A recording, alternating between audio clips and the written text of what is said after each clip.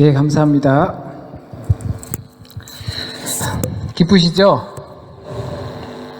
기쁘시죠? 예배 드리러 오셔서 이렇게 예배 드리니까 기쁘시고 또 기쁘셔야 됩니다. 이 예배 1시간 동안 하나님의 말씀 듣고 또 기쁘셔야 합니다. 오늘 말씀 여호수아 3장 7절에서 17절 말씀 가지고 하나님의 방법은 변하지 않는다라는 제목으로 함께 말씀을 나누고자 합니다. 모세는 요단강을 건너지 못하고 죽었습니다. 저희가 흔히 하는 말로 요단강 건너서 만나리 이런 찬양도 있는데, 요단강을 건너면 마치 이렇게 죽음의 길로 가는 것 같은데, 모세는 요단강을 건너지 못하고 죽고 말았습니다. 자신을 희생하면서 드리는 하나님께 기도, 그러니까 이 백성들이 하나님과 함께 동행하는 것을 간청하며 나를 그 생명록에서 빼달라고 간청했던 그 기도를 통하여서 그 백성들은 하나님과 동행을 했지만 모세는 요단강 저편에서 머물러야만 했습니다. 모세 또한 하나님과 함께하는 것을 그의 가장 큰 축복으로 생각했습니다. 가데스 바네아에서 세대 교체가 전부 이루어지면서 새로운 세대를 맞이하게 되었고, 모세는 그의 굳건한 통치력, 그러니까 카리스마 있는 지도력으로 가지고 그 사람들을 끝까지 인도했습니다. 그런데 그런 모세가 세상을 떠난 것입니다. 어느 조직이나 마찬가지겠지만 강한 지도자가 있던 자리를 그게 공석이 된다면 아마 그 새로운 지도자가 등극을 하게 되면 그 조직의 분위기는 뒤숭숭할 것입니다.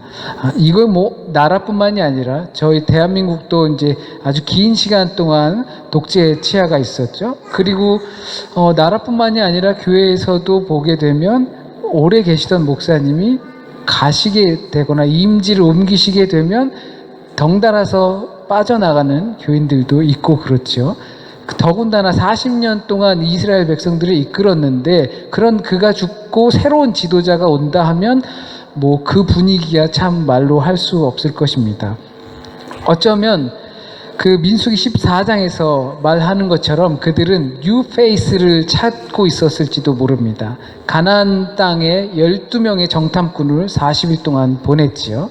보내서 다시 돌아오니까 10명, 그러니까 2명 빼고 여호수아와 갈렙 빼고 10명은 그 땅이 참 우리가 메뚜기 같다, 그들은 거인이다, 우리는 죽는다 라고 이야기를 하는 바람에 사람들이 마음이 변했어요. 우리 새로운 지도자를 찾아서, 새로운 인솔자를 찾아서 이집트로 다시 돌아가자. 우리가 저기 가서 왜 죽어야 하느냐. 사람이라면 그런 생각 할 법도 합니다. 좋다고 그래서 왔는데 정탐꾼 그러니까 몇 %예요? 90% 가까이의 사람들이 가보니까 영 아니라는 거죠. 우리 가면 죽는다는 거죠. 여러분은 어떤 선택을 하시겠습니까? 모세가 죽고 새로운 지도자를 뽑아야 한다라고 했을 때, 그 전에 있던 모세와 유사한 인물을 뽑으시겠습니까? 아니면 모세와는 다른 좀 획기적인 인물을 뽑으시겠습니까? 만에 하나 여러분이 직접 그 후계자를 뽑을 수 있다면 말이죠. 그런데 성경에서 말해주고 있는 그 모세의 후계자는, 하나님의 선택에 의해서 뽑힌 그 후계자는 모세와 크게 다르지 않은 사람입니다. 모세와 거의 흡사한 사람을, 여호수아를 하나님이 선출하신 것입니다. 왜냐하면 모세와 유사한 부분이 너무나 많이 있습니다. 여호수아는 그 특징이 어디에서 찾아볼 수 있냐면 먼저 그의 이름에서 찾아볼 수 있습니다. 여호수아라는 뜻은 여호와는 구원이시다라는 뜻입니다. 모세의 뜻이 무엇이죠? 건져낸 자, 나일강에서 건져내진 자, 건져냈으니까 건져낸 자라고 이름을 붙였어요. 그러니까 구원이라는 것이 어딘가로부터 구출되는 것, 어딘가에서부터 끄집어 나와지는 것이 구원이라는 것을 우리는 알아야 합니다. 우리가 구원받았다고 할 때 우리는 세상에서 여전히 지금 살아가고 있지만, 그러나 세상의 방법대로 살지 않고 그 방법 속에서 건져내서 사는 사람, 하나님의 방법과 생각과 관심으로 살아가는 사람들, 그런 사람들을 구원받았다고 하는 겁니다. 하나님은 이렇게 모세와 같이, 여호수아와 같이 건져내서 사용하십니다. 세상에서 여전히 세상의 방법과 그러한 방법으로 사는 사람들을 갖다가 그 후계자, 하나님의 양을 치게끔 또는 그 일을 하게끔 하는 법은 없다는 것입니다. 이것이 구원의 현재이고 표현입니다. 그러니까 모세나 여호수아나 의미상으론 동일한 방향성을 갖고 있어. 여호와는 구원이시다. 그리고 여호와 하나님께서 건전해서 구원돼서 일을 한 사람, 같은 방향성을 갖고 있습니다. 모세에게 하나님께서 내가 네 이름을 안다고 하셨습니다. 내가 네 이름을 안다. 네 이름을 준 이가 나일강에서 건져낸 이가 나다. 바로 나 야훼 하나님이다. 여호수아의 이름은 뭐 말할 것도 없죠. 여호와 하나님은 구원이시다라는 거니까. 이처럼 모세와 여호수아는 야훼 하나님을 중심으로 깊은 연관이 있습니다. 그것은 오늘 본문 속에서 여호수아에게 하시는 하나님의 말씀을 보면 더 잘 알 수가 있습니다. 7절에 내가 모세와 함께 있었던 것 같이 너와 함께 있는 것을 그들이 알게 하리라 라고 말씀하십니다. 요거는 1장 처음에도 말씀하신 겁니다. 그리고 또 오늘 보면 10절에 보면 살아계신 하나님이 너희 가운데 계시사, 이와 유사한 말을 아마 계속해서 반복하신다는 것을 여호수아 첫 장 피면서부터 보시면 알 겁니다. 이 구절을 읽으시면서 어떤 상황이 생각이 나십니까? 내가 너와 함께 할 것이다. 모세와 함께 있었던 것처럼 살아계신 하나님이 너희 가운데 계실 것이다. 혹시 모세가 하나님께 호출받아서 출애굽기 3장에 그 호출받아서 하나님을 면전한 아련한 모습이 떠오르지는 않습니까? 모세가 하나님의 부름을 받아 감당할 수 없을 정도로 어마어마한 임무를 받았을 때 하나님께 묻지요. 당신이 누구십니까? 나한테 명령을 내린 건 내가 잘 들었는데 당신이 누군 줄 알고 내가 갑니까? 가서 당신을 만났는데 당신을 누구라고 말하면 됩니까? 라고 묻는 거죠. 그때 하나님께서 모세에게 말씀하기를 나는 스스로 있는 자다. 스스로 있는 자가 보냈다고 하면 알 거다. 내가 너와 함께 있을 것이다. 이런 표현으로 모세에게 하나님이 어떤 분인지 직접 설명해 주셨습니다. 여기서 7절에 나오는 너와 함께 있는 것을 이라는 말과 나는 스스로 있는 자다 라는 말과 단어가 같아요. 그런데 번역을 하다 보니까 여러 가지로 번역을 할 수 있잖아요. 그런데 이 말 뜻은 같다는 것입니다. 그러니까 나는 주님 누구십니까? 라고 했을 때 하나님께서 나는 스스로 있는 자다 라고 한 것은 예흐예 아시엘 예흐예라는 말이에요. 근데 여기서 너와 함께 있는 것을 여기에서도 예흐예라는 말을 쓰십니다. 존재한다라는 것이고 함께 한다는 것이고 살아계신 하나님, 살아계신도 그 예흐예의 어원상 비슷한 말을 가지고 있습니다. 살아계시니까 존재하죠. 죽으면 존재할 수 없잖아요. 같은 어원상을 가지고 있어요. 그러니까 하나님은 모세나 여호수아에게나 하는 말이 동일한 것을 계속 이야기하는 것입니다. 나는 존재한다. 어떻게? 너희와 함께 존재한다라는 것을 계속 말하고 있는 것입니다. 모세를 부를 때와 유사하게 여호수아를 부르셨을 때도 이와 같이 너와 함께한다. 난 존재하니까 너와 함께할 것이다. 이런 부르심의 유사성만이 아니라 그들 각자가 갖고 있었던 성격 또한 유사합니다. 그것은 두려움이었습니다. 이 둘은 하나님의 부르심을 두려워했습니다. 곧 하나님의 거룩하심을 알았다는 것이죠. 거룩과 함께 하기 어려운 나 자신을 또한 알았다는 것입니다. 그러나 하나님께서 거기서 건져내서 거룩함을 두려워하는 그 이들도 쓸 수 있다는 것 또한 알았던 것입니다. 모세는 이집트로 가는 것을 두려워했습니다. 게다가 자신의 나이가 많다는 것도 걱정이 됐습니다. 여호수아는 자신이 어리다는 것이 염려스러웠습니다. 과연 자신의 통치를 잘 따를 수 있을까? 염려하지 않을 수 없었을 겁니다. 1장 5절부터 하나님은 그러니까 전반부터 여호수아를 부르시고 그가 이끌 것이고 할 때 늘 말끝마다 하시는 말씀이 있습니다. 두려워하지 말라. 놀라지 말라. 강하고 담대하라. 내가 너와 함께하리라. 모세와 함께했던 것처럼 너와 함께하리라. 놀라지 말라. 계속해서 말씀하고 계십니다. 그 말뿐만이 아니라 백성들조차 모세와 함께 하셨던 것처럼 여호수아 당신에게도 하나님이 함께하기를 우리가 바란다. 늘 이렇게 힘이 되는 말이 주어졌습니다. 혹시 여러분은 여호수아에게 하셨던 말처럼 두려워 말라, 놀라지 말라, 강하고 담대하라, 내가 너희와 함께 하리라 라는 말씀을 들었을 때 힘이 되십니까? 내가 너와 함께 하리라, 내가 필요로 하는 것을 부를 때만 함께 하시는 것이 아니라 언제나 나와 함께 하신다는 것입니다. 마치 알라딘 램프, 만화 보면, 알라딘이라는 만화를 보면 그 램프를 비비면 진이라는 그 요정도 아니고 뭐가 뿅 나타나가지고 소원을 말하면 소원을 들어주죠. 그렇게 내가 필요할 때만 찾으면 와서 나타나서 우리를 도와주는 그 하나님이 아니라는 겁니다. 내가 나쁜 생각을 하고 하나님과 동행할 때 품어서나 또는 행동해서도 안 되는 그럴 때도 하나님은 함께 하신다는 겁니다.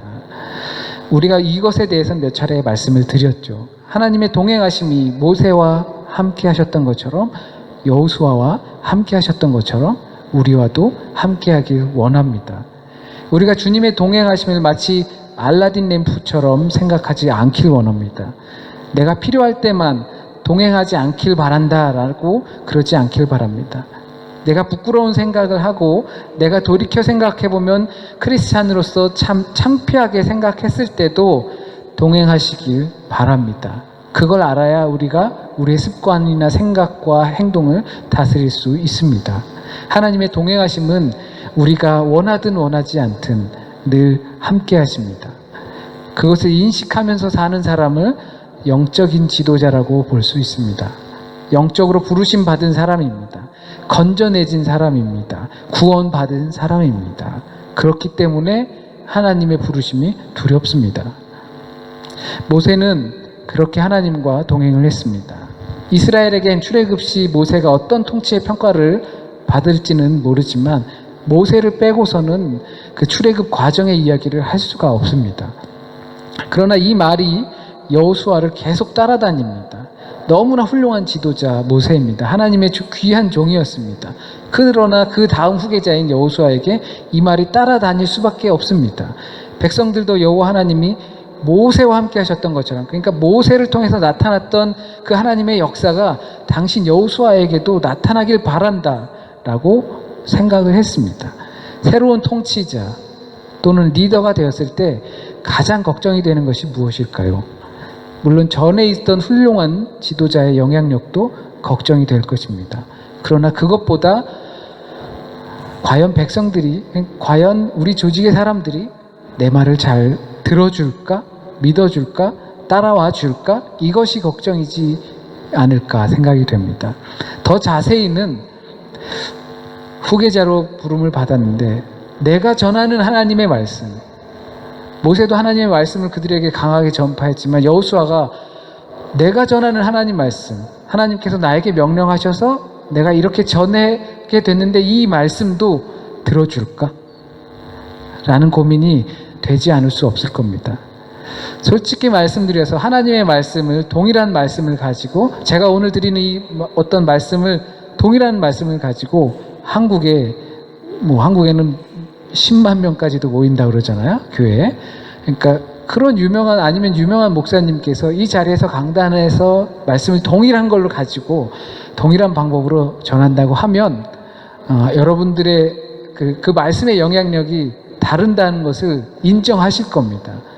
제가 여기서 이렇게 전하는 거랑 어떠한 그 유명한 분이 오셔서 전하는 거랑 분명 우리에게 오는 영향력이 다른다는 것을 인정하신다면 이 여호수아의 고민도 아마 생각이 될 겁니다. 과연 내가 전하는 하나님의 말씀을 이들이 따라줄까? 들어줄까? 이해해줄까? 믿어줄까? 염려하지 않을 수 없겠죠. 그러나 모세와 함께 하셨던 것처럼 여호수아도 함께 하실 것입니다. 그렇게 약속하셨습니다. 다만 하나님의 동행하심의 무게를 견뎌낼 수만 있다면 어떤 것도 걱정되지 않을 겁니다. 문제되지 않을 겁니다. 또 모세와 여호수아의 유사한 점이 있습니다. 그들의 앞에는 인간적으로 어쩔 수 없는 장애물이 있다는 것입니다. 모세와 함께 하셨던 여호수아와 하나님이 여호수아와도 함께 한다는 것을 힘을 실어줍니다. 홍해를 건너게 해주셨던 하나님이 요단강 앞에 서 있는 여호수아와 이스라엘 사람들에게도 함께 하시기를 원하는 것입니다. 모세의 손이 홍해를 향할 때 홍해가 갈라져서 길이 생겼던 것처럼 요단강도 그랬으면 하는 마음을 당해보지 않은 사람들은 아마 모를 겁니다. 홍해에 길이 생겼을 때도 그랬지만 요단강의 마름 현상도 비슷합니다. 언약궤를 맨 제사장이 요단강에 발을 딛고 이 발을 그냥 디딘 게 아니에요. 이거는 어원상 보면 잠겼어요. 이 사람들이. 제사장들이 그 안에 들어가서 언약궤를 메고 그냥 물이 쭉 내려오는 걸 잠긴 걸 버틴 거예요. 버티니까 그 물이 그쳤다고 한 겁니다. 그런데 이것은 오늘 말씀에서도 나와 있지만 곡식 거둘 시기라고 하는 거죠. 그러니까 이때는 곧 무슨 시기냐 하면 비가 많이 오는 시기예요. 그리고 비가 많이 오고 그래서 그 얼음이 산에서 녹아서 내려와 요단강을 넘치게 하기 쉽상인 시기가 바로 요 시기라는 것입니다. 그런데 이런 현상이 최근에 1960년대까지만 해도 그 현대 사람들이 봤다고 합니다. 그러니까 우기에 봄에 물이 많이 넘쳐야 할 시기에 갑자기 물이 끊겨서 말라버리는 현상이 나타났다고 합니다. 만약에 여호수아에게는 그 여호수아와 이스라엘 백성들이 거기를 건너서 가나안 땅으로 가야 되니까 멈췄다고 합시다. 그런데 현대에는 그 강물이 멈춘 것이 누구를 위해서 멈춘 걸까요? 여호수아가 하나님의 명령을 받아서 그 강을 건널 때 그런 초자연적인 현상이 나타난 걸까요? 이것은 모세를 따라서 홍해 앞으로 이끌림을 받은 사람들만이 홍해가 갈라진 현상을 본 것처럼, 그런 것을 경험했던 것처럼 모세와 함께 하셨던 하나님은 요단강 앞에서도 여호수아를 따라서 요단강 앞에 선 사람들에게 동일하게 그와 같이 보여주신 것입니다. 그러나 이 둘 모세와 여호수아의 사이에서 차이점이 한 가지 있습니다. 모세는 홍해를 건넌 다음에 광야를 맞이했습니다. 그러니까 한마디로 고난의 시간이 되었다는 거죠. 그러나 여호수아가 그 강을 건넌 다음에는 젖과 꿀이 흐르는 땅, 그 땅을 만나게 되었습니다. 얼핏 보면 그들은 축복을 받게 된 것 같습니다. 약속이 이루어졌으니까요. 그것도 살아계신 하나님께서 거기 살고 있는 족속들을 모두 쫓아내실 거다라고 이야기하십니다. 그러나 쫓아내셨을까요? 오늘 기록한 그 족속들을? 아니라는 것을 우리는 성경을 굳이 읽지 않아도 압니다. 이것이 성경의 패턴이고 또 사람들의 패턴이기 때문입니다. 무슨 이야기를 하는 거냐 하면 사사기 3장에 보면 오늘 거론된 그 족속이 그대로 나옵니다. 가나안 족속, 헷 족속, 브리스 족속, 기르가스 족속, 아모리 족속, 여부스 족속, 그 땅에 살고 있는 족속들이죠. 그 땅에 살고 있는 족속들을 다 내쫓겠다고 하셨지만 사사기 3장에 보게 되면 그들이 그대로 남아 있습니다. 그것도 그냥 남아 있는 것이 아니라 이스라엘 사람들이랑 결혼까지 하고 자식들도 낳고 함께 어우러져서 얼싸좋다고 살고 있는 것입니다. 하나님께서 모르셔서 그러신 걸까요? 나중에 얘네들이 우리 하나님의 말을 안 듣고 이렇게 하겠다 싶어서 분명 여호수아에서는 가나안 땅 들어가면 다 내쫓는다고 하셨는데 너희들의 땅으로 만들겠다고 하셨는데 어우러져 살게 하신 이유가 뭘까요? 그것은 바로 시험입니다. 이것이 인간적인 연약함을 갖고 있는 모든 인간들에겐 시험이 될 수밖에 없습니다. 그러므로 홍해나 요단강이나 홍해를 건넌 것이나 요단강을 건넌 것이나 동일할 수밖에 없습니다. 광야가 모세에게 닥친 것처럼 여호수아 앞에도 그 젖과 꿀이 흐르는 땅이지만 그 족속들과 상대하면서 시험에 지지 말아야지 하는 테스트가 여전히 남아있는 것입니다. 홍해를 건넜다고 해서 요단강을 건넜다고 해서 믿음이나 은혜가 모든 것이 완성된 것이 아니라는 겁니다. 이제 은혜와 믿음의 시작이 되는 것입니다. 그리고 믿고 은혜 받는 계기가 되는 것이 바로 이런 사건이라는 것입니다. 그것이 살아계신 하나님입니다. 존재하는 하나님입니다. 그리고 우리와 함께 하시는 하나님입니다. 오늘 본문은 오늘로 제가 모세와 여호수아의 유사점을 찾아서 하나님의 말씀을 전하는 것은 하나님의 방법은 이처럼 변함이 없으시다는 것입니다. 모세 시대가 갔으니까, 그러니까 다음 세대 후계자는 뭔가 새로운 패턴으로 해봐야지, 나도 방법을 좀 바꿔봐야지 하는 그런 하나님이 아니라는 것입니다. 하나님은 그 족속, 가나안 족속, 헷 족속, 여부스 족속, 기르가스 족속, 아모리 족속, 이 모든 족속을 모두 없애신다고 하시면서 사사기를 보니까 왜 없애지 않으셨나? 그럴 줄 모르고 여호수아에게 약속을 하신 건 아닌가? 그것이 초점이 아니라는 것입니다. 여기에 초점은 살아계신 하나님입니다. 하나님은 살아서 생존하며 존재하시기 때문에 정해진 법칙대로 움직이는 것이 아닙니다. 하나님의 지성에 따라서 움직이십니다. 그 살아계신 하나님은 아직도 존재하시며 현존하십니다. 그 하나님은 여전히 모세와 여호수아와 같은 지도자들을 통해 홍해를 그리고 요단강을 건너게 하십니다. 믿음과 은혜를 완성시키는 것이 아니라 그 계기가 시작되는 것입니다. 그리고 약속하십니다. 내가 너와 함께 하겠다. 강하고 담대하라. 두려워하지 말라. 모세와 함께 했던 것처럼, 여호수아와 함께 했던 것처럼 우리와 함께 하실 것입니다. 그리고 나서 우리 앞에 놓인 홍해와 요단강에 길이 생깁니다. 그리고 또다시 시험의 시간이 찾아옵니다. 하나님의 방법은 이처럼 변하지 않습니다. 하나님의 사람을 택하는 것도, 그리고 은혜와 믿음의 길로 인도하는 것도 변하지 않습니다. 우리가 하나님과 동행한다면, 그 무게를 이겨낸다면 이 길을 가게 될 것이고, 그리고 이겨낼 것입니다. 함께 기도하시겠습니다.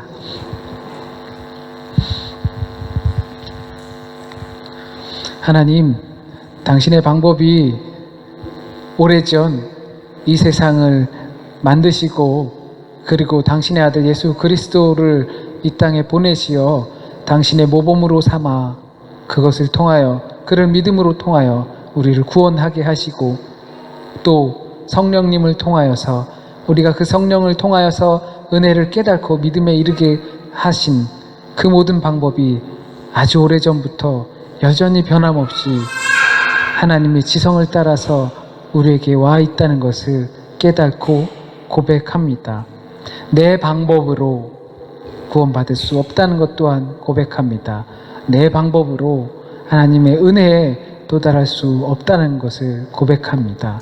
변하지 않는 하나님의 방법 분명히 있음을 깨닫게 하시고, 변함없이 동일한 방법으로 하나님의 사람을 택하신다는 것 알게 하시고 또한 고백하게 하여 주세요. 오늘 우리에게 주신 말씀, 행여나 주님의 뜻과 주님의 계획과 또는 주님께서 이 말씀이 기록되어 선포되는 그 시기와 뜻과 다른 것이 있다면 온전히 주님의 뜻만 우리 안에 남게 하여 주시고, 또한 씨앗이 뿌리를 내려서 열매를 맺게 하여 주시길 간절히 소원합니다. 한 주간의 삶도 주님께 맡깁니다. 이제 벅찬 생활들을 하게 되고, 여러 가지 우리 앞에 많이 쌓여 있는 것들 또한 해야 하게 되고, 또는 미래에 대한 두려움 또한 이겨내야 합니다. 하나님, 한 주간의 삶에 주님을 찾으며 이러한 모든 것들이 차근차근 하나씩 이루어져 나갈 수 있도록 인도하여 주세요. 예수님의 이름으로 기도드립니다. 아멘.